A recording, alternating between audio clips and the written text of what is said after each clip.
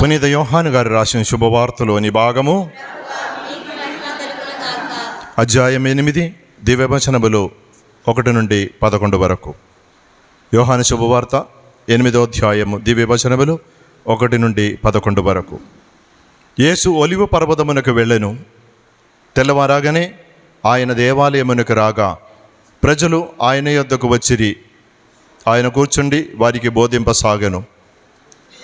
అప్పుడు ధర్మశాస్త్ర బోధకులు పరిసయ్యులు వ్యభిచారమున పట్టుబడిన ఒక స్త్రీని తీసుకుని వచ్చి అందరి ఎదుట నిలవబెట్టి, బోధకుడా, ఈ స్త్రీ వ్యభిచారమున పట్టుబడినది. ఇటువంటి స్త్రీలను రాళ్లతో కొట్టి చంపుడని మోషే ధర్మశాస్త్రమున ఆజ్ఞాపించెను. ఈమె విషయమై నీవు ఏమందవు అనిరి. వారు యేసును మాటల్లో తప్పుపట్టి ఆయనపై నేరారోపణ చేయుటకై ఇట్లు అడిగిరి. యేసు వంగి వేళ్లతో నేల మీద వ్రాయసాగెను. వారు పదే అడగగా ఆయన లేచి, మీలో పాపం చేయనివాడు మొట్టమొదట ఆమె మీద రాయి వేయవచ్చును అని చెప్పి మరలా వంగి నేల మీద వేళ్లతో వ్రాయసాగెను. ఆ మాటలు విని అచటనున్న వారు పెద్దలు మొదలుకొని ఒకరి వెంట ఒకరు వెళ్ళిపోయిరి. అందరి వెళ్ళిపోగా ఎదుట నిలచిన స్త్రీతో యేసు మాత్రమే ఉండిపోయాను. ఆయన తల ఎత్తి, అమ్మా, వారందరూ ఎక్కడా? ఎవరు నీకు శిక్ష విధింపలేదా అని ప్రశ్నించెను. లేదు ప్రభు అని ఆమె సమాధానమిచ్చను. అందుకు యేసు, నేనును నీకు శిక్ష విధింపను, వెళ్ళము, ఇక పాపం చేయకము అని చెప్పాను. ఇది క్రీస్తు సువిశేషము. సహోదరి సహోదరులారా, దేవుని బిడ్డలారా, మనం ఒక యాత్రలో ఉన్నాం. తల్లి కడుపున ప్రారంభించిన ఈ యాత్ర ఒక దిశకు చేరుకోవాలి. ఆ దిశ ఏదని తెలవక కొన్నిసార్లు మనం బ్రతికి ఉండవచ్చు, ప్రయాణం చేసి ఉండవచ్చు.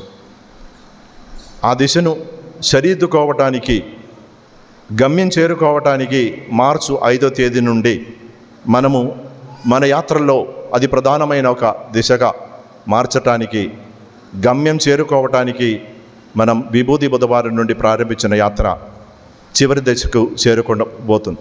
ఇంకొక వారంలో మనం పవిత్ర వారంలో ప్రవేశించి పాస్కా పండుగ కోసం మనల్ని సిద్ధం చేస్తున్నాం. ఈ తరుణంలో, ఈ నేపథ్యంలో తల్లి స్త్రీ సభ మనకు వసగబడిన ఈ చివరి వారంలో వసగబడ్డది కరుణామయుని యొక్క కరుణను అనుభవించి మనము కూడా కారుణ్యం కలిగి జీవించాలని ప్రభు కోరుతున్నారు. నేడు మొదటి సువిశేష పఠనంలో మనం వినే విషయము, ధర్మశాస్త్ర బోధకులు పరిసయ్యులు వ్యభిచారులు పట్టుబడిన ఒక స్త్రీని తీసుకువచ్చి ప్రభు ముందు నిలబెట్టి అడుగుతున్నారు, ప్రభువా, ఈమె వ్యభిచారులు పట్టుబడ్డది. ధర్మశాస్త్ర ప్రకారము ఈమెను మోషే చట్ట ప్రకారం ఈమెను రాళ్లతో కొట్టి చంపవాలి. నీవు ఏమందువు అని అడగగా ప్రభు సమాధానం చెప్పగా నేల మీద కూర్చొని నేల మీద రాయటం ప్రారంభించారు. ఏం రాసి ఉన్నారని అనేక మంది పండితులు అనేక విషయాలు చెప్తూ ఉంటారు. అది పాపం కావచ్చు, వారి అందరి యొక్క ముఖం కావచ్చు, వారి యొక్క అందరి జీవితం గురించి కావచ్చు, లేదా ఆ స్త్రీ యొక్క జీవితం గురించి కావచ్చు. ఏదేమైనా ఒక పొరపాటు అక్కడ జరిగింది. ఆ పొరపాటు ఏమనగా, లేవియాకాండం 20వ అధ్యాయం 10వ వచనం ఈ విధంగా సెలవిస్తుంది. లేవియాకాండము ఒక పొరపాటు కాదు, అనేక పొరపాటు జరిగింది. ఎవడైనా ఇద్దరిని భార్యతో వ్యభిచరించినేని ఆ ఇరువురిని చంపవలసినదే.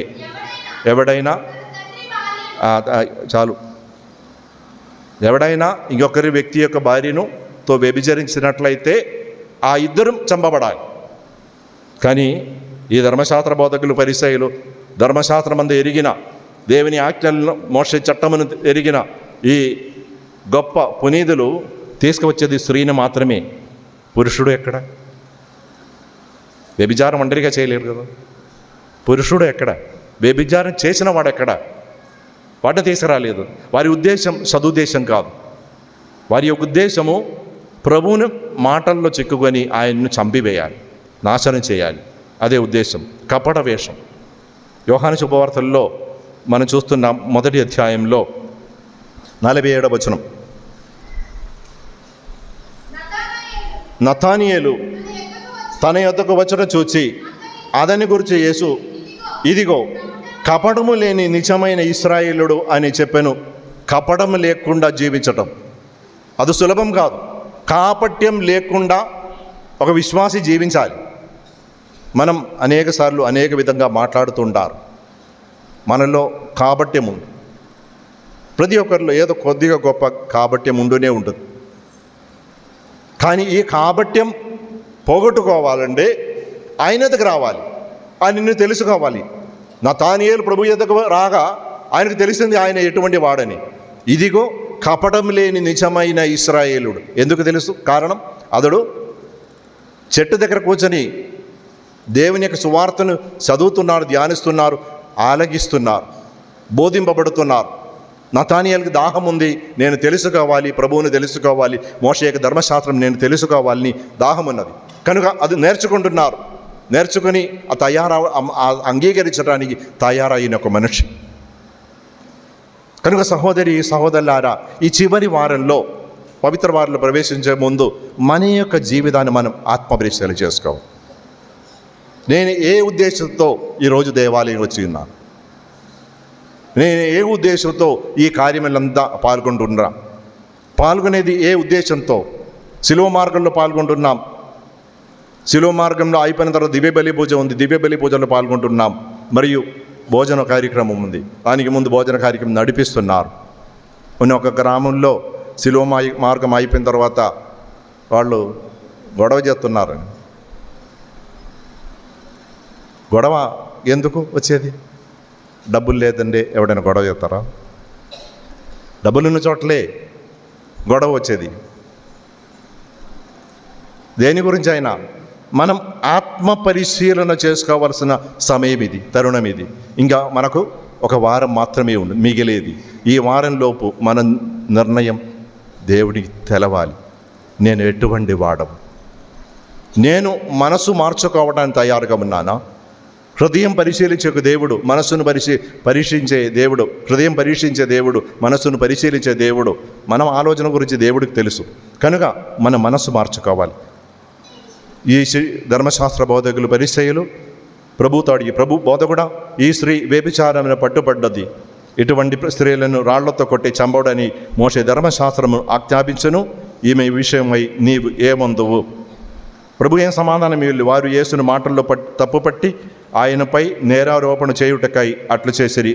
అడిగి యేసు వంగి వేళ్లతో నేల మీద వారు పదే అడుగగా ఆయన లేచి, చదువమ్మ, మీలో పాపము చేయని వాడు మొట్టమొదటిగా ఆమె మీద రాయి వేయవచ్చును అని చెప్పెను. చాలు, మీలో పాపం చేయని వాడు మొట్టమొదటి రాయి వేయవచ్చును. పాపం చేయని వాళ్ళు ఎవరైనా ఉన్నారు? పాపం చేయని వాళ్ళు ఎవరు లేరు. పాపం చేయని వాళ్ళు ఎవరు లేరు లోకంలో. అందరం పాపాత్ములే. ఏదో గొప్పదో చిన్నదో పెద్దదో పాపం చేస్తూనే ఉన్నాం. మనం మనస్సుతో, ఆలోచనతో, మాటలతో, ప్రవర్తనలతో పాపం చేస్తూనే ఉన్నాం. కానీ మనిషికి దాహం ఉంది, పాపం విడనాడాలని దాహం ఉంది. పాపం విడనాడాలంటే నా లోపల ఉన్న కపట వేషం విడిచిపెట్టాలి. ఈ వేషధారులు మారాలి. కనుక ప్రభు అడుగుతున్నారు, మీలో పాపం చేయని వారు మొట్టమొదటి రాయి చంపవచ్చు, నాకు అభ్యంతరం ఏం లేదు. కానీ నీలో పాపం లేనివాడు, చేయనివాడు రాయివే. ఎవరు లేరు. పెద్దవారి నుండి చిన్నవారి వరకు అందరూ వెళ్ళిపోయారు. రాళ్ళు అక్కడే వదిలేసి వెళ్ళిపోయి ఉన్నారు. చిట్ట చివరన మరలా వంగి నేల మీద వ్రాయసాగను. ఆ మాటలు విని అచ్చట ఉన్నవారు పెద్దలు మొదలుకొని ఒకరి వెంట ఒకరు వెళ్ళిపోయిరి. అందరూ వెళ్ళిపోగా ఎదుట నిలిచిన స్త్రీతో యేసు మాత్రమే ఉండిపోయాను. Praise the Lord, praise the Lord. Yesu ఉండగా యేసుతో పాటు నువ్వు ఉన్నావా? యేసుతో పాటు నువ్వు ఉన్నావా? పాపం చేశారని కాదు ముఖ్యము, పాపం చేసిన నీవు తల వంచి శిరస్సు వంచి, ఇదిగో ప్రభువా నేను నీతో ఉంటాను, ఒక మాట ఇవ్వాలి, కఠినమైన నిర్ణయం తీసుకోవాలి మన జీవితంలో. ఆ ప్రభు తల ఎత్తి, ఆయన తల ఎత్తి, అమ్మా వారందరం ఎక్కడ, ఎవరు నీకు శిక్ష విధింపలేదా? ఆ స్త్రీని పిలిచేది వ్యభిచారిణి అని పిలవలేదు, అమ్మా అని పిలిచి, అమ్మా నిన్ను ఎవరు శిక్షించలేదా? లేదు ప్రభు, నేను నిన్ను శిక్షించను, వెళ్ళుము ఇక పాపము చేయగము అని పలుకుతూ ఆమె ఎడల కనికరం చూపించి ఉన్నాం. సహోదర సహోదరి, మనమెవ్వరం పాపం చేయని వాళ్ళు కాదు. మనమందరం అనేకమైన పాపం చేసి నిరంతరం పాపం చేస్తున్న వారం. ఎవరి మీద నేరం మోపే అధికారం మనకు ఉందా? ఒక్కసారి ఆత్మపరిచయం చేసుకో. కొందరు నా దగ్గరకు వచ్చి, నేను ఇంతకు ముందు కూడా చెప్పాను, నా దగ్గరకు వచ్చి వాళ్ళ గురించి వీళ్ళ గురించి పాప సంకీర్తనలు కూడా భర్త గురించి, భార్య గురించి, లేదా పిల్లల గురించి, పక్కింటి వారి గురించి, ఎందుకు మహానేరం. పాప సంగీతం చెప్పటం మహానేరం. పాప సంగీతం నీ పాపం గురించి ఒప్పుకోవటానికి నీ పాప సంగీతాన్ని గుడారం ప్రవేశించేది. వచ్చి చెప్తారు, నాకెందుకమ్మా వేరే వాళ్ళ బలహీనత గురించి, నాకెందుకు? నీకు సాధ్యమైతే దేవాలయం వచ్చి మొక్కరించి ఉపవాసం ఉండి కన్నీరు కార్చి ఆ వ్యక్తుల గురించి, ఆ కుటుంబం గురించి ప్రార్థన చేయు. అది సాధ్యం కాలేదంటే చుప్ చాప్. అది నీకు సాధ్యం కాదంటే మాట్లాడవద్దు, ఎవరి గురించి మాట్లాడవద్దు. నువ్వు పుణ్యాత్ముడా, నేను పుణ్యాత్ముడా, ఎవరి గురించి మాట్లాడటానికి? యోగుడా, నాకు యోగ్యత లేదు, నాకు తెలుసు, నీవు అటువంటి వాడు, నీవు ఇటువంటి దాన్ని. పొరపాటు చేయని వాళ్ళు ఎవరు లేరు, పొరపాటు చేస్తూనే ఉన్నాం. చేస్తూ ఎదుటి వ్యక్తి యొక్క పొరపాటుని గురించి వేలెత్తి చూపించడం నాకేం యోగ్యత? పౌలు గారు రోమిలకు రాసి లేక 2వ అధ్యాయం 1 నుండి వచనం, ఓ మానవుడా, ఇతరులకు నీవు తీర్పు చెప్పుదవా? ఎవరిపైనను అది నీకు తగదు. ఏలైనా ఇతరులకు తీర్పు చెప్పుచు నీవే అట్టి కార్యం. ఒక సత్యం, యాథార్థ్యం, నా జీవిత అనుభవమై, ఎవరిని గురించి నువ్వు మాట్లాడితే, చెడుగా మాట్లాడితే, నీవు ఒకటి అది చేస్తున్నారు, లేదంటే ఆ పాపంలో ఖచ్చితంగా నువ్వు పడిపోతావు. అది నా జీవిత అనుభవం, వేరే ఎవరి అనుభవంగా, నా అనుభవమే. నీవు వేరే వాళ్ళ గురించి చెడుగా మాట్లాడితే, వాళ్ళ బలహీనత గురించి మాట్లాడితే, అదే పాపంలో నువ్వు చేస్తున్నావు, లేదా అదే పాపంలో నువ్వు పడిపోతావు. కనుక నీకు ఆ మనిషి యొక్క ఉన్నతి, అభివృద్ధి నీ కోరితే, ఎవరి పాపం చేస్తున్న కోరితే ప్రార్థన చేయి. ముందు దేవాలయం వచ్చి ఉపవాసం ఉండి ప్రార్థన చేయి. వారి ఎడల ప్రేమ ఉండే, కనికరం ఉండే దేవాలయం వచ్చి ప్రార్థన చెయ్యి. ప్రార్థన చేసి దేవుని కృప పొందితే వెళ్ళి ఆ కుటుంబంతో పాటు కూర్చొని, ఇదిగో నేను పుణ్యాత్ముడు కాబట్టి కాదు నేను చెప్పేది, కానీ ఇది అనేక మంది మాట్లాడుతున్నారు కనుక నీతో ఈ విషయం చెప్పడానికి వచ్చి ఉన్నాను. ఏ విషయం? ఈ విషయం. వాళ్ళు అడుగుతారు, అది నీకేంటి, నువ్వు పాపం చేయట్లేదు, నేను పాపం చేస్తున్నా. పాపం చేయని వాళ్ళు కాదు కాబట్టి కాదు ఎదుటి వ్యక్తిని శరీరతోకోవడానికి వెళ్ళేది. నా విశ్వాసం 50% మాత్రమే నేను నా గురించి తెలుసుకోవడానికి సాధ్యమయ్యేది. 25% ఇతరులు నా గురించి చెప్పాలి, మిగతా 25% దేవుడు మనకు చెప్పాలి. నీవు ఎటువంటి దాన్ని, నీ జీవిత విధానం, నీ యాత్ర ఎక్కడెక్కడ పొరపాటు జరిగిందని దేవుడు మనకు చెప్పాలి. ఇది మొత్తం ఒక యాత్ర యొక్క కథయే. ఇది మొత్తం ఒక యాత్ర యొక్క కథయే. గర్భపాత్రము నుండి యాత్ర ప్రారంభించిన యాత్ర పాపంలో పడి నశించిపోతుండగా వారిని రక్షించడానికి దేవుడు వచ్చిన ఒక చరిత్ర కథ. ఈ కథలో మనము కూడా భాగమే. ఆ భాగమైన మనము మన జీవితంలో ఈ చరిత్రమంతా చదివి, ఈ ఇశ్రాయేల్ ప్రజల యొక్క చరిత్ర చదివి ధ్యానిస్తూ మనం పాపంలో పడిపోకుండా జీవించడానికి ఈ చరిత్ర మన కోసం రాయబడి వసగేది.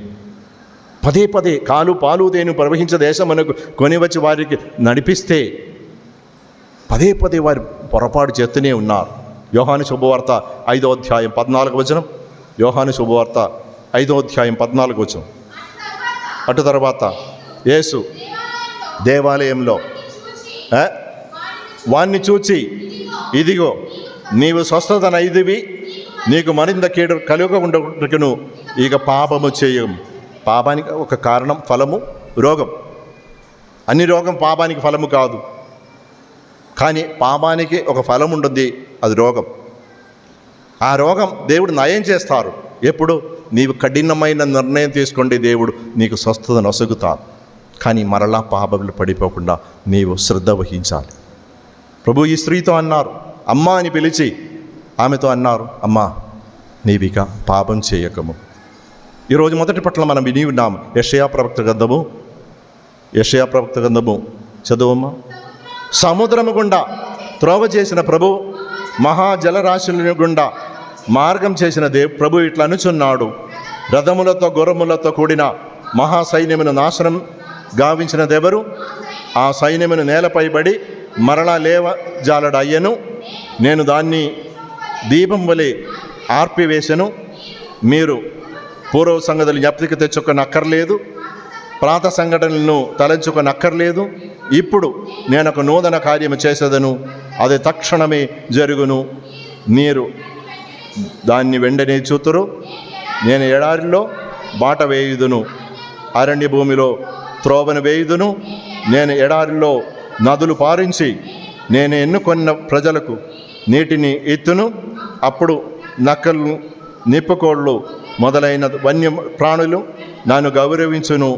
ఆ జనులు నా స్తుతులను పాడుదురు. వారిని నేను నా కొరకే సృజించను. మనమంతా సృష్టింపబడేది ఆయన కొరకే, ఆయన స్తుతించి ఆరాధించడానికి, ఆయన కృతజ్ఞత తెలియజేసి జీవించడానికి. దేవుడు చేసి అనేకమైన అద్భుతం చేసి వారి కళ్ళ ముందు అనేకమైన అద్భుతం చేసి నడిపిస్తే, సహోదర, ఈరోజు నాకు తెలుసు, నేను 10 సంవత్సరం ముందు ఈ విచారణకు వచ్చినప్పుడు మీ పరిస్థితి ఎలాగుందని నాకు తెలుసు. మీరు గుర్తించకపోవచ్చు,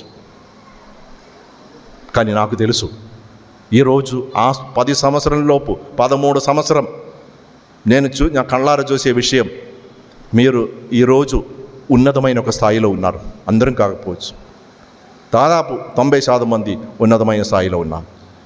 మర్చిపోద్దు. కష్టం ఉండవచ్చు, బాధలు ఉండవచ్చు, వేదనలు ఉండవచ్చు, ఇక్కట్లు ఉండవచ్చు, ఇబ్బందులు లేకుండా ఉండదు. కానీ మనం ధ్యానించాలి. ధ్యానిస్తూ మనం జీవించగలగాలి. దేవుడు మనల్ని నడిపిస్తాడు, అద్భుత విధముగా నడిపిస్తాడు. ఆయన మన జీవితంలో చేస్తున్న అద్భుత కార్యములు గుర్తించుకొని మనం జీవించగలగాలి. జీవిస్తూ ఆయన చెప్పినట్లుగా మనం కారుణ్యం చూపించగల ఇతరుల ఎడల. దేవుడు ఏ విధంగా మన ఎడల కారుణ్యం చూపిస్తున్నారో అదేవిధంగా మనం కూడా ఇతరుల ఎడల కారుణ్యం చూపించుకొని, మనం ఈరోజు బ్రతికి ఉండే అనేక మంది కరోనా వచ్చి చనిపోయి ఉన్నారు, వివిధ రోగాలతో చనిపోతున్నారు. కానీ దేవుడు మన ఎడల కరుణ చూపిస్తే మనం ఇతరుల ఎడల కరుణ చూపించవలసిన బాధ్యత మనకు అందరికీ ఉంది. Praise the lord. యెషయా ప్రవక్త గ్రంథం 56వ అధ్యాయం 1వ వచనం. ప్రభువు ఇట్లా అనుచున్నాడు, మీరు నీతి న్యాయములు పాటింపుడు, నేను సత్వరమే మేము రక్షించును. నా ధర్మమును ప్రస్ఫుటమగును, విశ్రాంతి దినమును పవిత్రం చేయగా దాన్ని పాటించు వాడిని దీవింతును. చెడు కార్యములకు పాల్పడని వాడిని నేను ఆశీర్వదింతును. Praise the lord. నీతి న్యాయములు, మాటల్లో ఆలోచనలో నీతి ఉండాలి, న్యాయం ఉండాలి. దేవుడు మనల్ని దీవిస్తారు, ఆశీర్వదిస్తారు, రక్షిస్తారు. భయపడనక్కర్లేదు. భయపడకుండా మన నీతి న్యాయములు పాటించుకొని జీవించినప్పుడు దేవుడు మనల్ని నడిపిస్తారు అద్భుత విధముగా. యెషయా ప్రవక్త గ్రంథము 1వ అధ్యాయం 16-18 వచనము. యెషయా ప్రవక్త గ్రంథము. మీరు మేము కడుగుకొని శుద్ధి చేసుకొనుడు, మీరు నా ఎదుట దుష్కార్యం చేయకుడు, చెడుని విడనాడుకుడు, మంచిదని చేపట్టుడు, న్యాయమును జరిపింపుడు, పీడితులను ఆదింపుడు, అనాథ శిశువులను న్యాయం చేయుడు, విదందువులను కొవ్వు తీసుకొనకుడు. చాలు. నేను మొన్న శుక్రవారం ఫాదర్ గారు నేను 6 గంటల విచారణకి వెళ్ళాం. నాతో పాటు కమల, స్రవంతి కూడా వచ్చాం. ఫాదర్ గారు ముందే వెళ్ళారు. ఎన్ని గంటలకు చేరుకున్నారు సార్? 6:20కి, 6:10కి అక్కడ చేరుకున్నారు. 6:10కి ఫాదర్ గారు బస్సులో వెళ్ళారు. 6:10కి చేరుకున్నారు. అప్పుడు జనం ఉన్నారా? అప్పుడు జనం ఉన్నారు. 6:30కే ఆరాధన. నేను జనవరి నెలలో సింధు వెళ్ళాను, అదే విచారణకు. 6:30కి వెళితే గుడిలో నిండన జనం ఉన్నారా? మొదటి శుక్రవారం 6:30కి వెళితే గుడిలో నిండన జనం ఉన్నారు. మొన్న వెళితే ఫాదర్ గారు మాట్లాడిన తర్వాత నేను ఆరాధన నడిపి నేను తర్వాత వాక్యం చెప్పటం 8:45కి తీసుకున్నాను, ప్రారంభించాను. 10 గంటల వరకు మాట్లాడాను. 10 గంటలకు ముగించి 11 గంటలకు పూజ, 10 గంటలకు పూజ ప్రారంభించి 11 గంటలకు ముగించాను. కమల, ఎవడైనా అక్కడ గోల చేశారా? 1000 మంది పైన ఉన్నారు. ఒక సంఘ పెద్ద కూడా ఫాదర్ దగ్గరకు, స్వామి తొందరగా ముగించండి, ఆలస్యం అయిపోయింది, 11 అయింది, ఎవడు చెప్పలేదు. నాకు ఆశ్చర్యం, అద్భుతం. దాహంతో ఉన్నారు ఆ జనం, వాక్యం కోసం దాహంతో ఉన్నారు. పూజ అయిపోయి నేను వస్తుండగా 2 మంది నా దగ్గర, స్వామి ఇంకా కొంతసేపు కూడా చెప్తారనుకోండి. నేను నిద్రపోయే సమయమ్మా, ఇంకా కొంతసేపు కూడా. దాహంతో ఉన్నారు. ఆదరు వాక్యం ఆలకించి అది పాటించడానికి మనసు కలిగిన ఒక జనం దేవుడికి సమయం ఒసగుతున్నారు. 6:30 అంటే 6:30కి ముందు జనం దేవాలయాలు ఉండారు. దేవునికి సమయం ఒసగుతున్న ఒక జనం. నాకు చాలా సంతోషం. అందుకే నేను డబ్బుల కోసం నేను డబ్బులు తీసుకోలేదు ఫాదర్. పోయినసారి కూడా డబ్బులు తీసుకోలేదు, నాకు అవసరం లేదని డబ్బులు. అంతమంది జనం ఉంటే ఆ జనం కోసం పోయి వాక్యం బోధించటం ఆనందం. సహోదర సహోదరి, అంటే వాళ్ళు మంచి వాళ్ళని కాదు. మీ ఉద్దేశం 3 రోజు కూడా జరిగింది. 3 రోజు ఒక్కొక్క కుటుంబం మొత్తం స్పాన్సర్ చేశారు భోజనం మొత్తం కార్యక్రమం. మొదటి రోజు ఒక కుటుంబం, రెండవ రోజు ఒక కుటుంబం, మూడవ రోజు 1000 మంది పైన జనం ఉన్నారు. ఫాదర్ గారు చెప్పే విన్నాను, అన్ని ఖర్చులు పోను, ఈ పవిత్ర వారం కూడా ఖర్చులు పోను 25,000 మిగులుతాయి అని ఆయన అనిపిస్తుంది. మిగిలిన డబ్బులు అక్కడ అభివృద్ధి కార్యం కోసం ఉపయోగిస్తానని అనౌన్స్ చేస్తున్నాను. నేను ఇదంతా ధ్యానం చేసేది ఒకటే మాత్రం, వారి యొక్క ప్రవర్తన, వారి యొక్క ఆలోచన. ఆ జనం అటువంటి ఒక జనముగా మనం మారాలి. దాహం కలిగిన జనం, దేవుని యొక్క కారుణ్యమును అనుభవించి జీవించే ఒక జనముగా మనం మారాలి. ఈ రోజుల్లో మన మాటలేండి, ప్రవృత్తి ఏంటి, ఆలోచనలు, మాటలు, సంభాషణమును దేనికోసం జీవిస్తున్నాం? దేనికోసం ఈ తతంగాలన్నీ మనం చేస్తున్నాం? ఎవ్వడు వాక్యం చెప్పే సమయంలో కానీ పూజలు అటు ఇటు తిరగట్లేదు. నేను ఎక్కడ భోజనం చూడలేదు. హఠాత్తుగా భోజనం అంతా బల్లెంది ఏర్పాటు చేసి వచ్చింది. ఎక్కడి నుంచి వచ్చింది నాకు తెలియదు, ఎక్కడ దాచిపెట్టారో నాకు తెలియదు. సహోదరి సహోదరులారా, ఎవ్వరు తిరగట్లేదు. కూర్చొని 11 గంటల వరకు చివరి ఆశీర్వాదం వరకు ఫాదర్ గారు అన్నారు, ఆ ఊరి వాళ్ళందరూ అక్కడ కూర్చో, పరుగురులోంచి వచ్చిన వాళ్ళందరూ భోజనం చేయండి. మిగతా వాళ్ళు అక్కడే కూర్చున్నారు. ఏ గోల లేదు. ఉందామా? నువ్వు చూసావా? గోల చూసావా? ఎంత చక్కటి జనం. కనుక నేను వారిని పొగడి మిమ్మల్ని కించపరచట్లేదు. అటువంటి యొక్క విశ్వాసము జీవితం మనకు కావాలని కోరుతున్నాను. మత్తాయి శుభవార్త 7వ అధ్యాయం 1వ వచనం నుండి, మత్తాయి శుభవార్త 7వ అధ్యాయం 1వ వచనం నుండి, పరులను గురించి మీరు తీర్పు చేయకూడదు, అప్పుడు నిన్ను గూర్చి అట్లే తీర్పు చేయబడదు.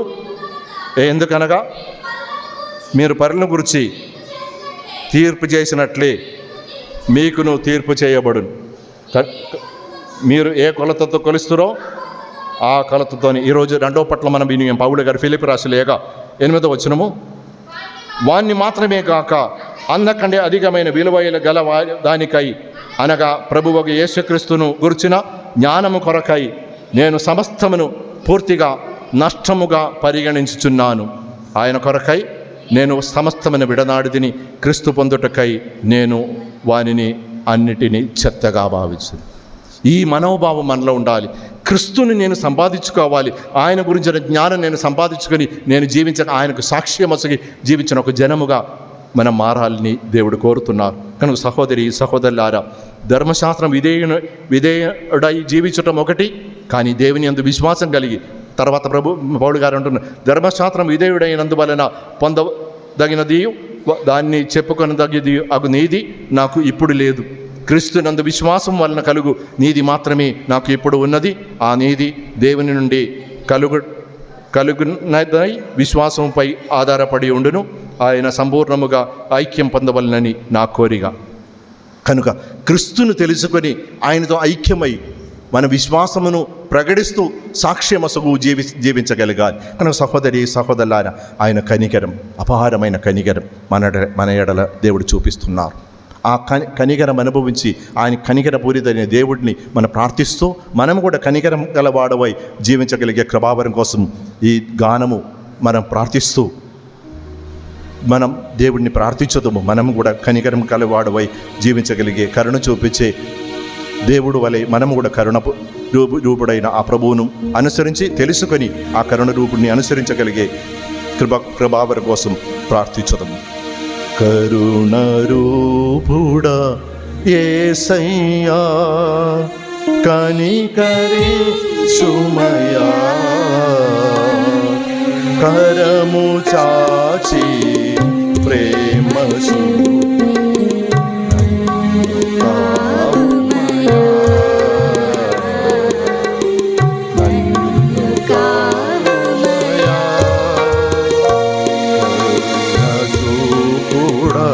యేసయ్యా, కనికరించుమయ్యా,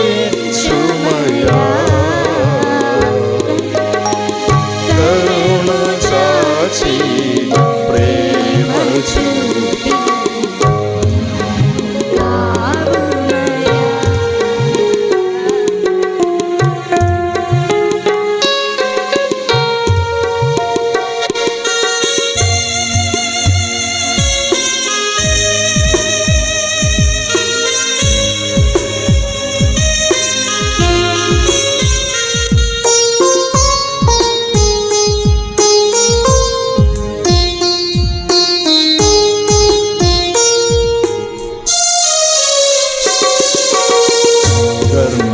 బోధలు మరచిది దైవ సేవే మానిది, బోధలు మరచిది దైవ సేవే మానిది, స్వార్థపరుడై బ్రతికిది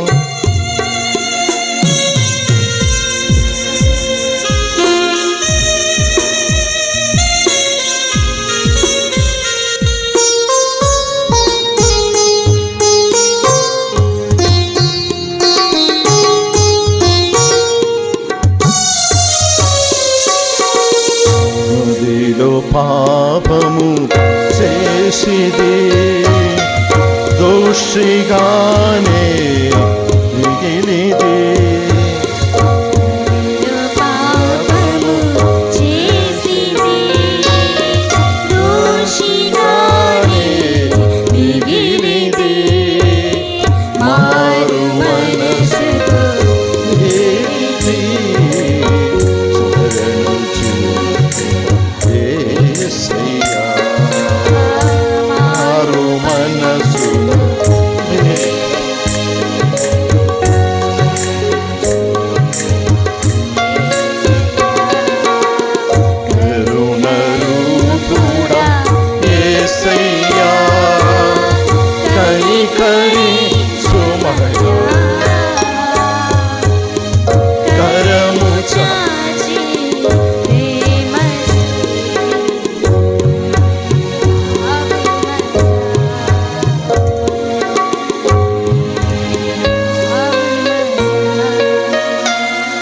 ప్రభువుని మనం ప్రార్థించుదాం.